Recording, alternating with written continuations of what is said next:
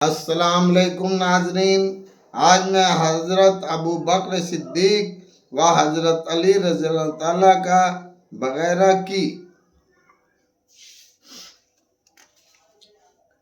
نمازوں کے حالات بیان کر رہا ہوں۔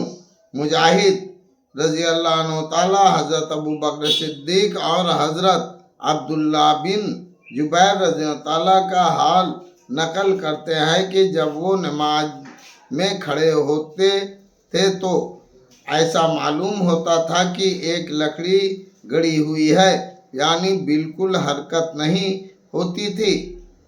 علماء نے لکھا ہے کہ حضرت ابن جبیر رضی اللہ عنہ نے حضرت ابو بکر صدیق رضی اللہ تعالیٰ سے نماز سیکھی اور انہوں نے حضور صلی اللہ علیہ وسلم سے، یعنی جس طرح حضور صلی اللہ علیہ وسلم نماز پڑھتے تھے اسی طرح حضرت ابو بکر صدیق رضی اللہ تعالیٰ پڑھتے تھے، اور اسی طرح عبداللہ بن جبیر رضی اللہ تعالیٰ بھی پڑھتے تھے۔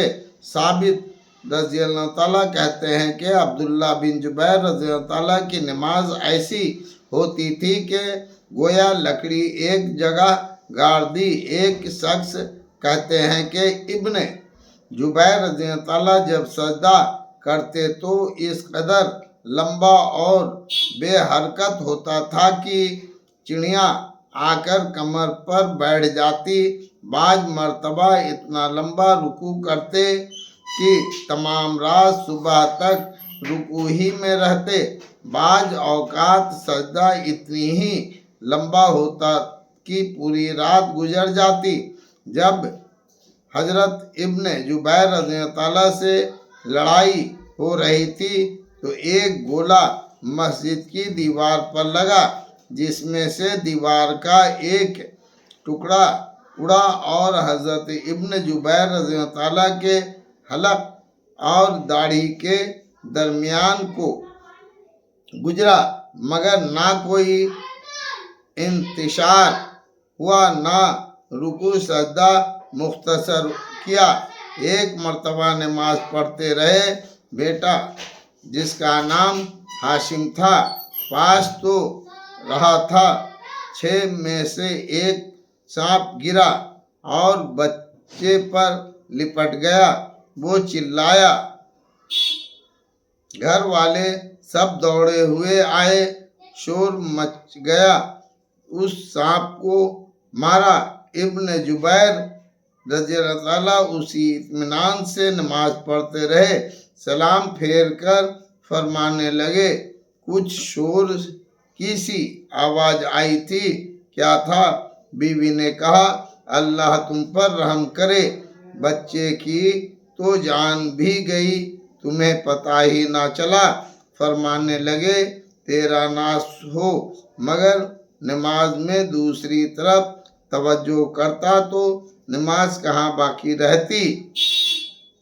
حضرت عمر رضی اللہ تعالیٰ کے آخر زمانے میں جب ان کو خنجر مارا گیا، جس کی وجہ سے ان کا انتقال ہوا، تو ہر وقت خون بہتا اور اکثر غفلت بھی ہو جاتی تھی، لیکن اس حالات میں بھی نماز کے لیے متنبہ کیے جاتے تو اسی حالات میں نماز ادا اور ارشاد فرماتے کہ اسلام میں اس کا کوئی حصہ نہیں جو نماز چھوڑ دے۔ حضرت عثمان رضی اللہ تعالیٰ تمام رات جاگتے اور ایک رکعت میں پورا قرآن شریف ختم کر لیتے۔